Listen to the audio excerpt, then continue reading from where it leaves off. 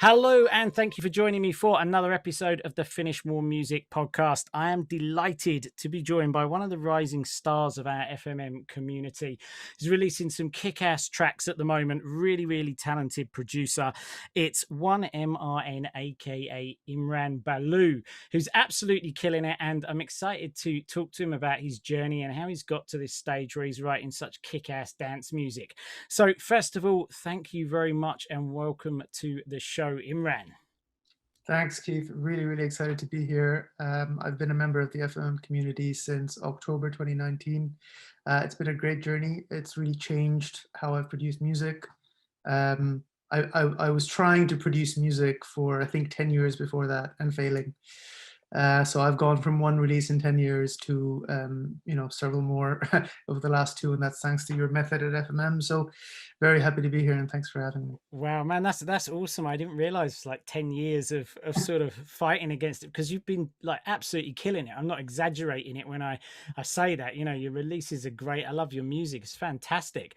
So let's like get a snapshot of where are you at the moment in terms of releasing and your production process. What is it like to have a day in the life of you when you're in the studio? Sure. So at the moment, I've had this year two releases so far. They've both gone really well. I had a handful of releases last year. 2020 was my debut release in January. And then I believe I had 6 or 7 tracks come out last year. So far, 3 this year, a couple more scheduled so far, but several more that are finished in the pipeline that I'm hoping to find homes for soon. Day in the life of at the moment, it's quite busy. I mean, I have a day job which takes a good chunk out of my day. I like going to the gym, so that takes a chunk out of my day. I mean, what my day typically looks like is, wake up in the morning, do the job, good 10, 12 hours, go to the gym, and then I know you're a big fan, Keith, of producing music first thing in the morning. Unfortunately, I do it last thing at night. I'm trying to change that, but I think it's all about fitting it in. My mantra is, it doesn't have to be perfect. I just need to do it. Um, I uh, I met a lady several years ago who said something that's always stuck with me, which is, anything worth doing is worth doing badly. It's important that you just do it. So I make sure I get into the studio every day. Since I've started FMM, out of 567 days, I've had 561 writing sessions. So I've missed Wow. 6 days. I do tally it because I'm very motivated by numbers, as I'm sure will come out in this talk. But yeah, that keeps me going. It's just finding a way to gamify the thing for myself. Um, Yeah, I love it. I mean, I'm really interested as well now to explore this, because I share something similar with you in that when I was working in the city, I did tend to write most of my music in the evening. I got up and fitted in a bit of a morning routine with meditation and so on, but it was a job that it was so, sometimes I'd have to be up really early to meet people in coffee shops. This is doing my headhunter stuff, and sometimes I'll be working late, but I'd nearly always manage to find some time at night. I'm curious, what enables you, because a lot of people get home and they go, I'm too tired, I can't do this, it's been a long day. If you just mentioned 12-hour day, then go to the gym, so mentally, physically, you've given yourself a good hiding. yeah. What do you do that sort of encourages you or motivates you? You've mentioned the numbers, but is there anything else that's like, no, I'm definitely going to get in the studio, I'm not going to drop the ball? Well, I think it's so the numbers definitely helps for me. I mean, that I find highly motivating. The other thing is, I keep telling myself that if I miss it today, what's stopping me missing it tomorrow? Um, so the 6 days that I've missed out of 567, each one of them has been an excuse where I think is valid. Um, like 2 of those days, I was really unwell. It was in April last year. I was convinced I had COVID. I don't know if I actually had it because there was, it wasn't possible to test. But I literally couldn't get out of bed, and so therefore that's valid. There was one of those 6 days which I was just seriously hungover, and I felt so bad about missing that day that I've never let a hangover mess up my studio session since then. So for me, it's just that if I let myself miss a session, then nothing's stopping me from missing the second one and the third one and the fourth one, and so that keeps me going. And I think the other thing is that you've mentioned this a bit around, compounding your learning. That I have, probably 40% of my sessions are just terrible, probably because I'm tired or nothing good comes out of it, but I'm still learning something. And there are a number of times where I've identified something I learned in one of those not so good sessions that came really good when it mattered. Um, and so compounding that learning, I think, is another motivational piece for me.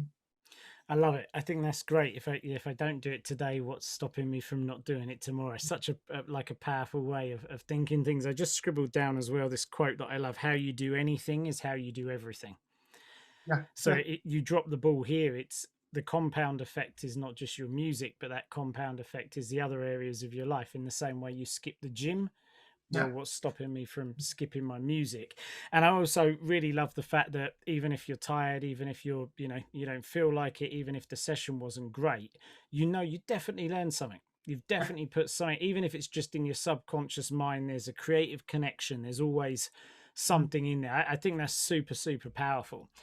So this and the other thing as well, I just want to say I love is that you're able to go, this day I didn't do it, this day there's so few and far Yeah, between. You're yeah. actually, I didn't do it then and I was mad about that. I thought it was fantastic, man.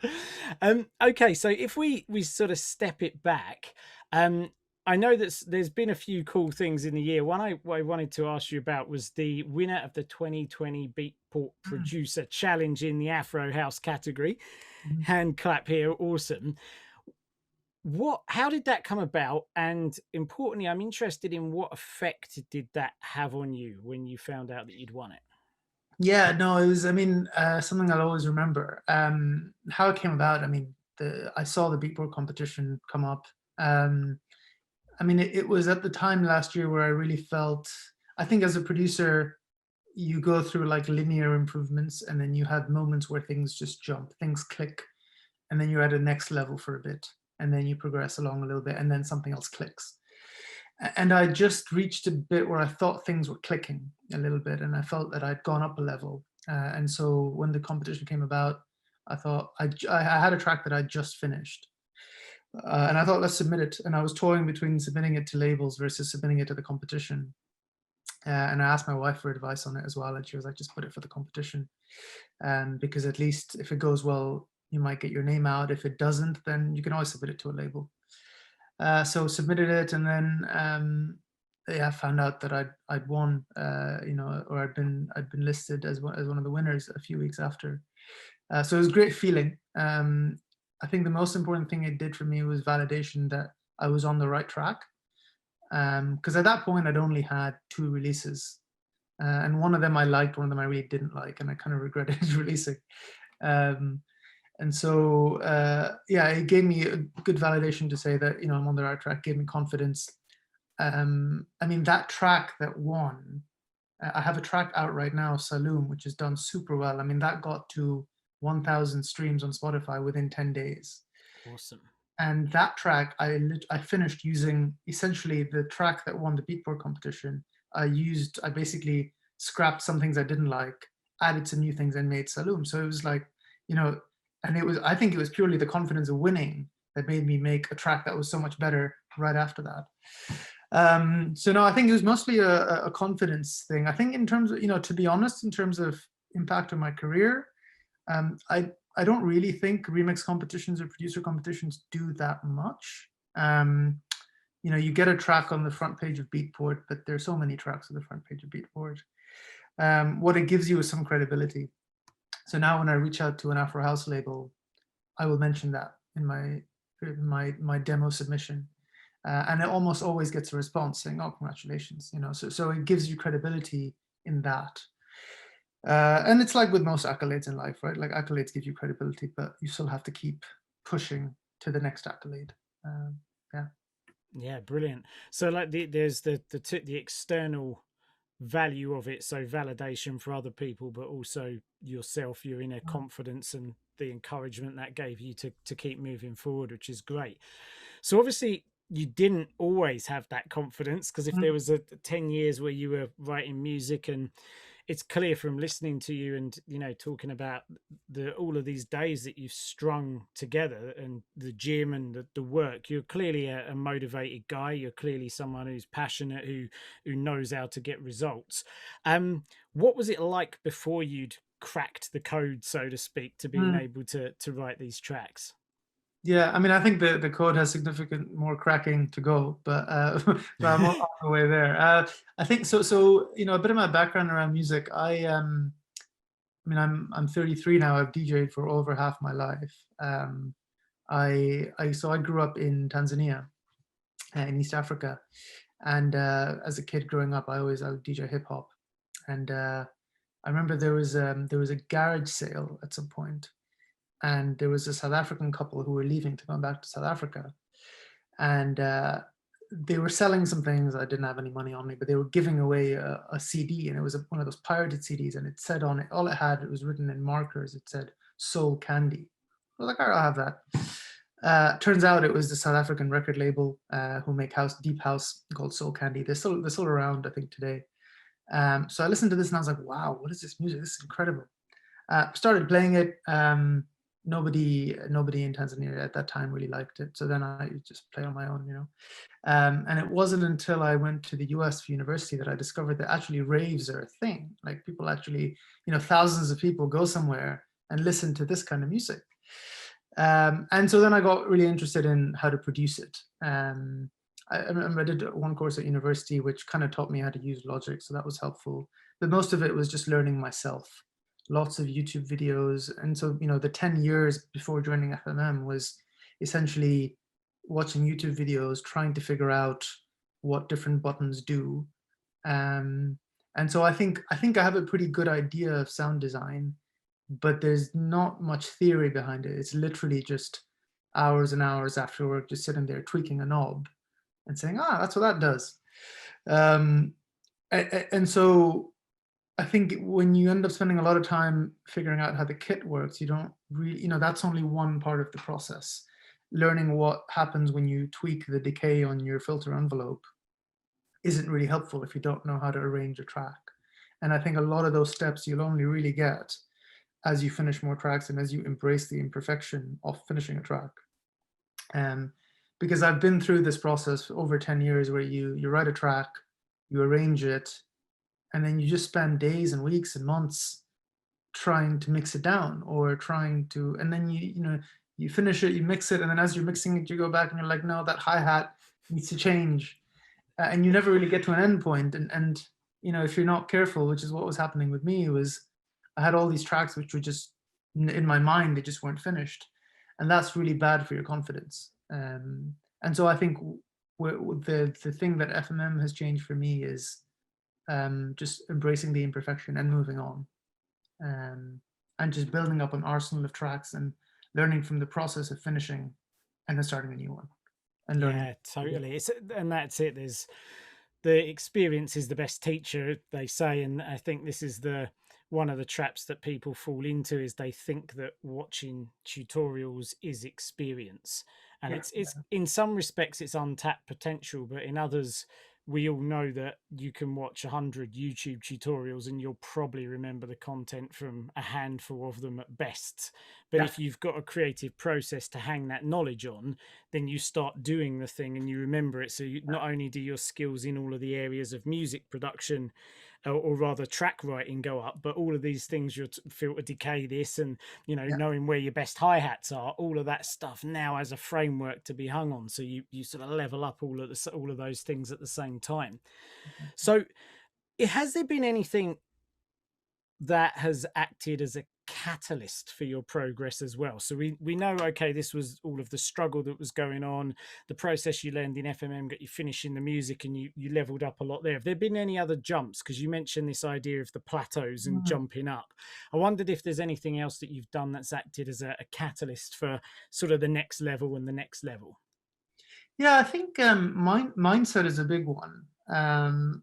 I think, and my process is very much um, I start by I draft up an idea of what kind of track I want to make. come up with 5 or 6 ideas, then I pick one, then I arrange it, and then usually there's another good idea in the five, and then I arrange that.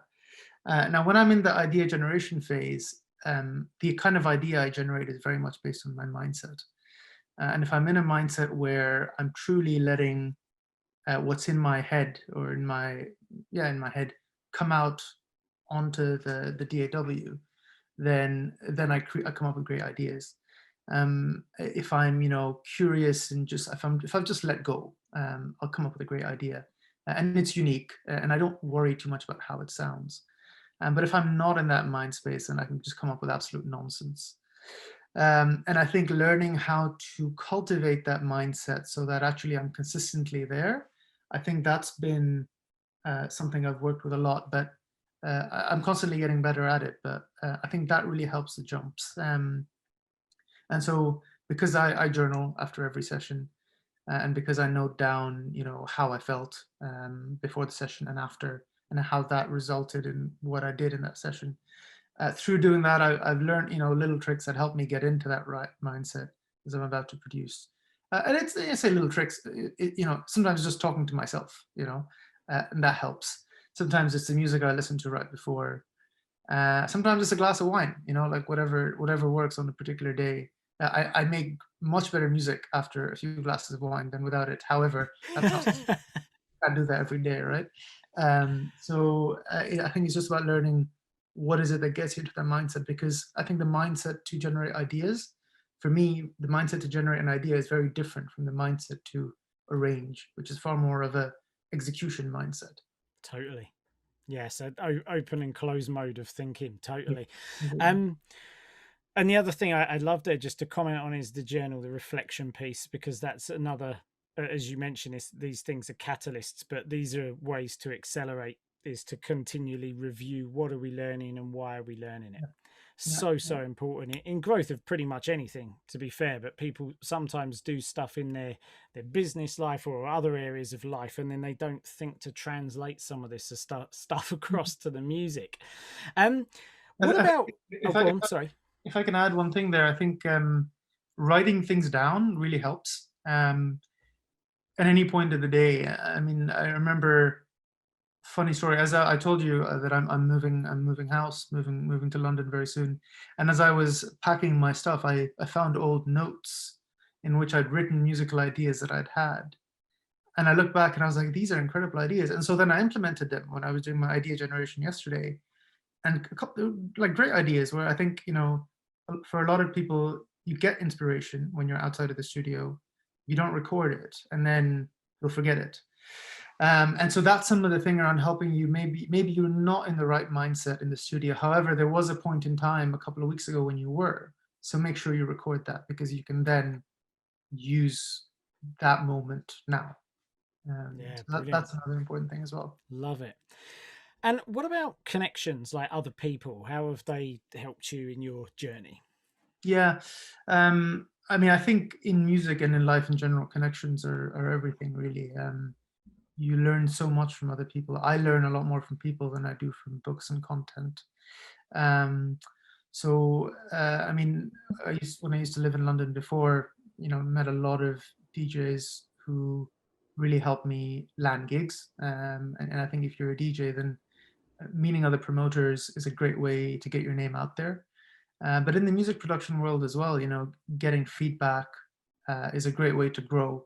I mean, even the way I heard about FMM, a friend of mine, Ghazi, I'd sent him a track, and he was like, "Yeah, this is good. Have you heard of FMM? Here's a link. Check it out. You might be interested." And then join your wait list. Uh, Through FMM, met several producers. Through putting my tracks on the members events, the monthly members events, and then getting feedback, and then working with people from there. I met Chris Brown through FMM, who runs Keep Thinking Music. Through that, met artists who submit their demos through, and through that you build connections, and you collaborate, and it's a great way to learn. I think getting feedback on your music is probably the best way to learn about where your improvement areas are. Because some things that you obsess about just, are just not that important. whether your hi-hat has a vocoder Yeah, on. that's it. Back to the hi-hat. Nobody cares. And the more you do it, the more you realize what the big things are. And actually, it really helps to demystify the whole process. I mean, that's what I struggled with for 10 years was demystifying how something happens. And actually, now I look back and I think there was no mystery to learn about. I was just obsessing over, but I just didn't know that. And I would wonder, like, how do you get your low end to sound this good? And once you figure the trick out, you sort of kick yourself, like, why was I obsessing over sidechain for so long when it isn't really that important? And only I think only connections can really teach you that, because there's so much information without someone to guide you, or without people to tell you. There isn't really a way, I think. Yeah, I agree. It's that classic sort of quote saying, whatever it is, you don't know what you don't know, and Exactly. it's impossible to figure these things out. And YouTube, as much as it's amazing because there is so much content on there, but as you said, there you can watch probably 20 videos on a topic and have 20 different people showing you 20 different ways of doing something, some which are valid, some which aren't, some which are accurate, some which aren't. And if you don't really know what you're looking for anyway, kind of mind blown stuff. But yeah, totally, when somebody's there to say, well, actually, you know what, this is how I do it, and this is the exact video or the piece of gear or the whatever, and that's the preset, done. Just, that's it, job done. As you said, mystery dissolved really, really Yeah. quickly. So I know you've done a fair few remixes as well. How have they come about? These, you've mentioned the connections. Are they through connections you'd already made, or just labels saying that we love your tunes, have a crack at this? So I've done, yeah, three remixes so far. Two of them through Keep Thinking Music. So I head up A&R for Keep Thinking Music, and I started that through meeting Chris Brown via FMM, who goes by Four Candles. I think he's been on your podcast before Yeah, as he well. certainly has. Yeah. Um, and another one was through a remix competition I did. So when I used to live in London before, and I'd taken a bit of a break from DJing, and when I came back to it, I wanted to take some lessons just to get back into the groove of things. And I was with London Sound Academy, and so they had a remix competition as well, and so I won that. I've never been approached by a label for a remix, and my view on remixes is kind of changing now. Um, I think I'm getting to the point where I'd like to be more and more selective about what I release. Um, and part of that has come because my speed of finishing music is getting faster and faster. And I think that's great, but I think it also means that I want my quality to be more consistent. So I did a couple of remixes recently, which I just felt weren't good enough. And so I said, they're done, but, said to the label, look, I'm sorry, but I don't feel happy releasing this. And I think my view on remixes really is, unless you're going to add something different and really improve the track, it's probably better not to get it released. And I think that's the same in general. Once you've got a handful of releases, unless it is good enough and it represents your identity, because some tracks are good, but it just doesn't represent you. So unless it's good enough and really represents you, I think it's probably not worth releasing. Because I know Dubfire said this when he was on your podcast, that once it's out there, it's out there. And I have a couple of releases that are out there that I won't name them because then people won't listen to them. But there are a couple that are out there that I think probably shouldn't have released that one. It'd be interesting though to see if other people feel the same, because we also know that a lot of times people are like, "Oh, I'm not mad on that track," and it's like the Mm, one that blows up.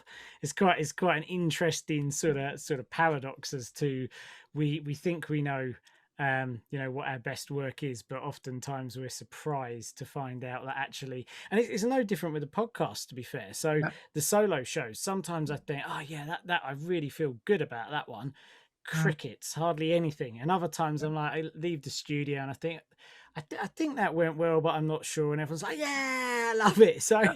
you don't know, those two that you're thinking, oh, I'm not sure about, maybe people are absolutely digging them. So they do have the lowest number of streams on Spotify. Oh, there you go. All right. You got me. No, but I am very obsessive about data.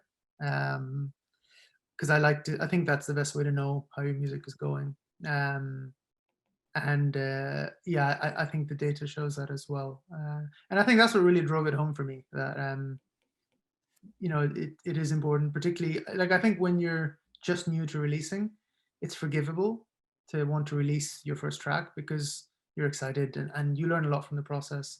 But I think for every producer, once you've got 5 or 6 in there, I think it's good to just put some quality control into place. Uh, you know, I think Adam Bayer said last year he produced 10 tracks during the first lockdown and only released 4.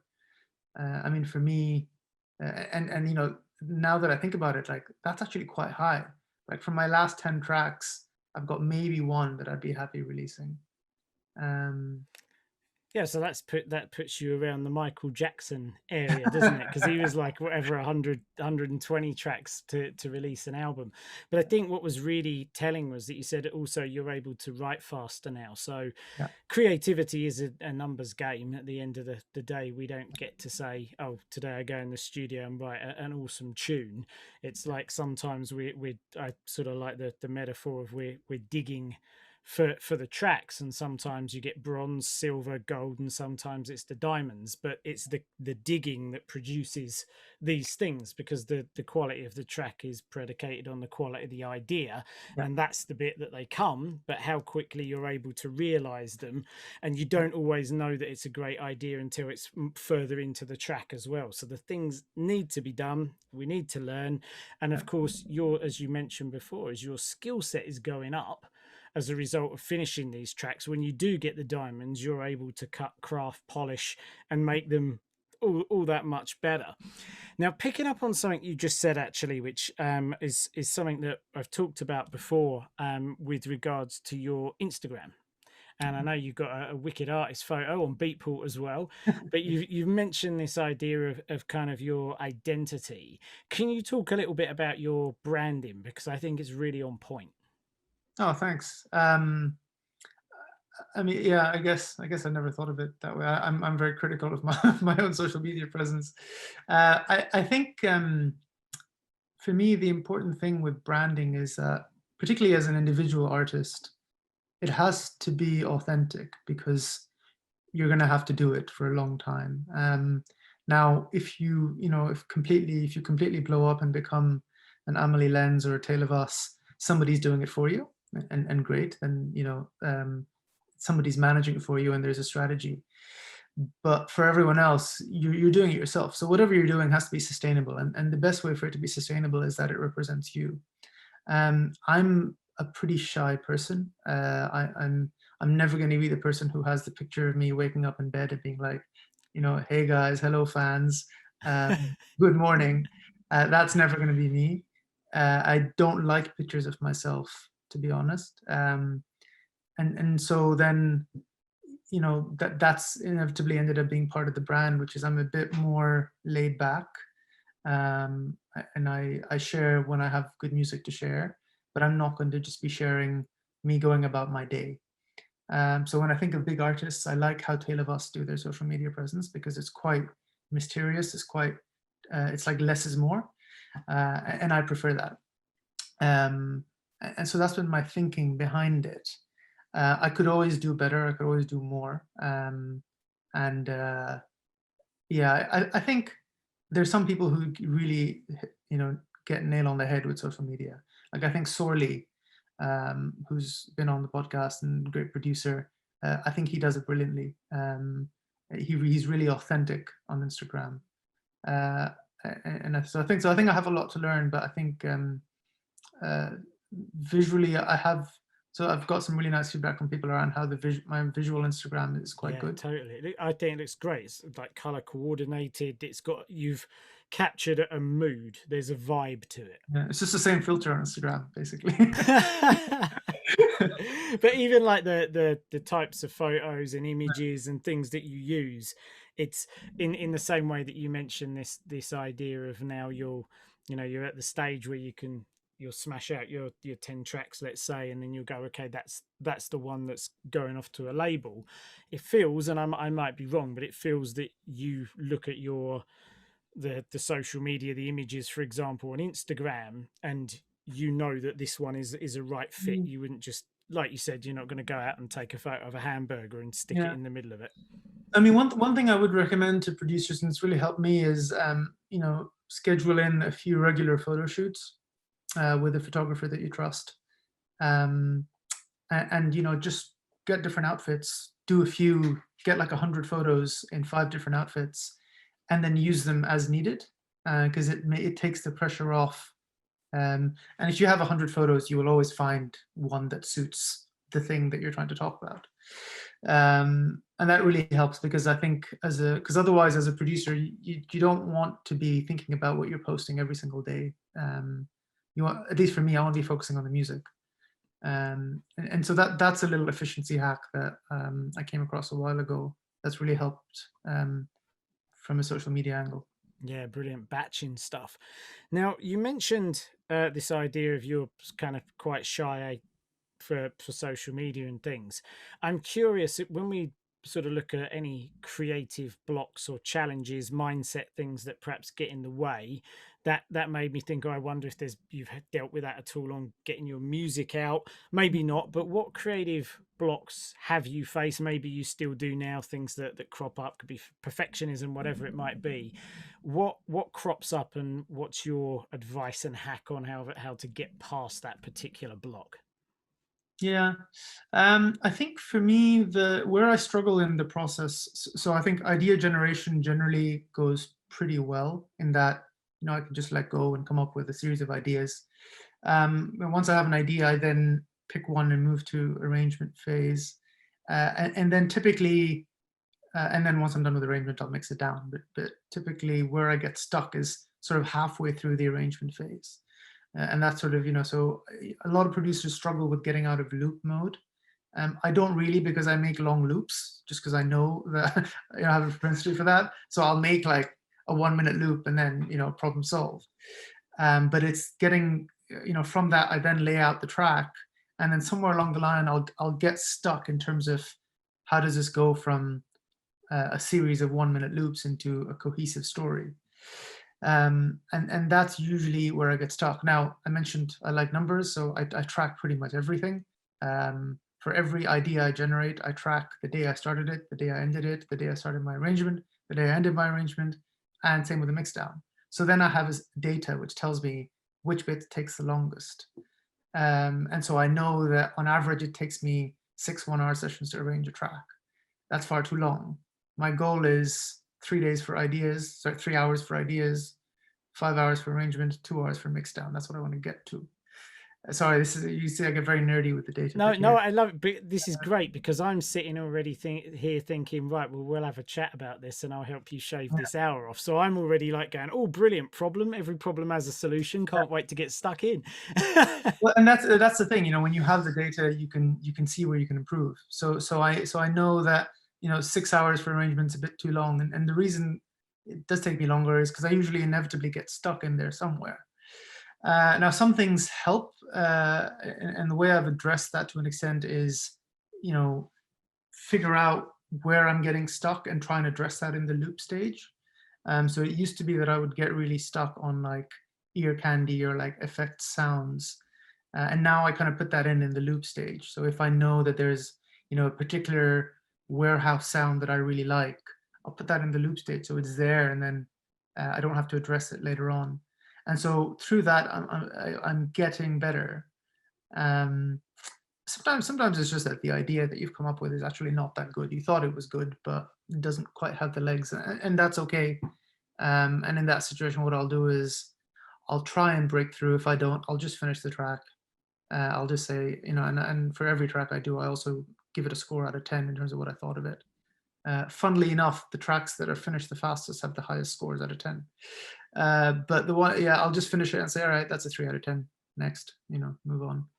Yeah, totally. Yeah. And again, you've touched on something that I think is always worth repeating, which is the value of finishing the tracks to learn about what you can do earlier in the process. Yeah. So where a lot of people, for example, obsess over mixdown, and again, this is similar to what you were saying was happening in the 10 years, getting into all the Mhm. technical doodads. what you learn when you're writing music is actually it probably wasn't that thing. I just Yeah, didn't pick the right sounds, or the patterns are clashing, or there's something to do with the frequencies in terms of, oh, that sound could have been in that octave. And yeah, it's the same with this. And I love the way that you've tracked that back. It's like, okay, so this thing tends to hold me up later. I'll just get it done earlier. yeah, No problem. And I was just actually replying to someone in the community about this, about how to progress their drums, and yeah, talking about the different variations, energy layers, and fills, and a process in what we call the transform stage yeah, of how to get all of that mapped out really quickly. So when you come to the arrangement, you've already got all the Lego blocks. Everything you need is done, and yeah, now you're. And those used to be those games on the PlayStation, didn't there? I think where you have all the sounds, and then you'd be able to put them in order. I'm yeah, going back a long time now, Imran, yeah, showing my age here, but you can get all of your building blocks ready, and like you say, you can't know for sure ever. That's why you have to keep moving on. But yeah. you can give yourself a damn good chance of having everything you need to paint the full track. Much nearer the start of things. Yeah. Um, Go on. Well, I was gonna say, the other the challenge for me sometimes also is I would love to be one of those producers who can churn out several tracks with the same template. Unfortunately, I find very unsatisfying. And so one thing I do is like every track I start off a new project. I know there are a lot of producers who have a template. I explicitly don't, and because I find that quite boring. And so I know that like that adds time, but I think there's an element of just knowing how you like to work as a producer. You have to enjoy the process, because that ultimately that's all you have. Um, Most producers are not 100% happy with every track they finish. I'm not. I'm probably at most 70% happy with every track or with most tracks. So you have to enjoy the process, and I think that's really important to create a process that you enjoy doing on a daily basis. Because if you're there, then you'll enjoy it no matter what. Even though you make a 3 out of 10 track, you've enjoyed that 1 hour in the session, and that's the most important thing. Yeah, totally. The results come and go, but the journey's there all the time. Yeah. Yeah, brilliant stuff. So talking about the journey, what's the future hold for you? What's your vision now going forward? Mm.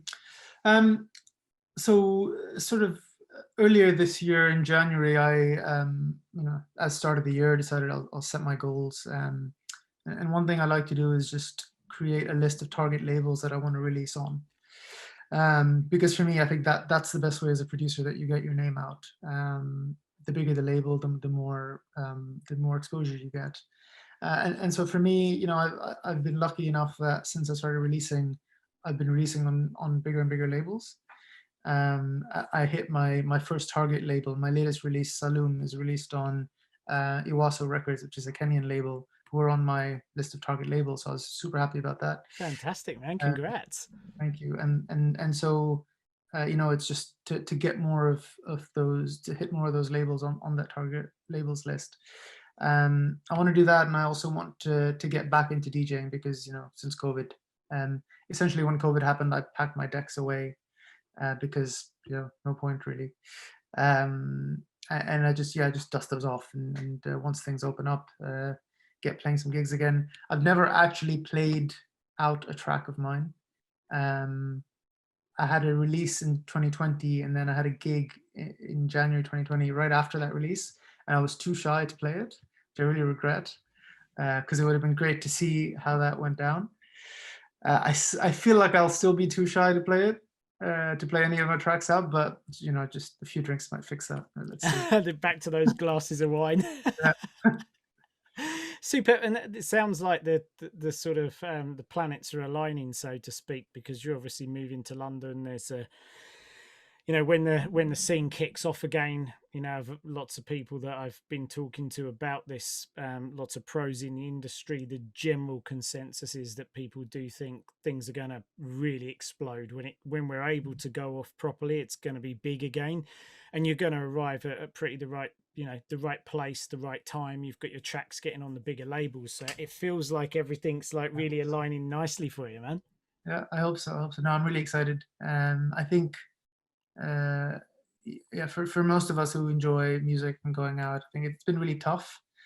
Um, but you know, I'm hoping for some roaring 20s kind of stuff. So yeah, looking forward to it. Superb. So I always ask this one to close out the interviews, which is the, if you could travel back in time, give you a time machine, and you go back to, let's say, the beginning of that 10-year Mm. stretch, and you could give yourself one killer piece of advice, what would it be? Um, Probably would be that there are no rules. Um, and I, you know, I spent years thinking there were rules. I spent years being like, okay, well, everything that's not bass needs to be rolled off at 500 hertz. And now I look back, I'm like, what? Absolutely not. That's nonsense. And actually, the best music I've made has been when I decided to break rules. So for me, you know, that would be the one thing. There are no rules. Uh, just write music, finish tracks, and you know, rinse, repeat. And you'll get better. Be patient. You will get better. And it's actually scary how fast you can progress if you just do it every day, every single day. Um, there was there was a quote that so I do this thing where I sort of listen and watch motivational videos in the morning on YouTube, mostly of The Rock. But Lifting loads of incredibly heavy stuff exactly, up, yeah. exactly. But there was one of those that I watched a few years ago, which said that people are recognized in public for things they've been doing in private for years. And so you know, you look at like Tale of Us are an example who their rise has been scary, how quick it was. But you read their interviews, and these guys were spending years just, you know, working around the clock on music. And so, you know, that's what it takes ultimately. It takes patience, it takes consistency, and the rest comes, right? The rest comes, but the consistency and patience is really important. Yeah, I love it. So it's this idea of a repeatable process, showing up every day, doing it, having the patience, the discipline. And as you said right at the start, and I do want to loop round to this because I think this was such a powerful thing you said, there's, if I don't do it today, what is to, stop me from not doing it tomorrow, which I think is such a powerful thing. Well, look, man, thank you so much for joining me on the show. It's been absolutely fantastic, and you've shared so much, been very candid about your journey. I really, really do appreciate it. Um, I'm dead keen, I think, to like get you back again in a year to see where the next That would be great. leap is going, because your dedication is really clear. You've got a strategy, you've got a plan, and I'd love to see where that vision's gone. And well, hey, I might, maybe even able to get a recording of your live set in London or something like that and put it on the podcast as well. Who knows? We'll do a double whammy, man. But thanks so much for joining me on the show, man. No, thank you very much for having me. Really appreciate it. Thanks, Keith. Cheers, Imran.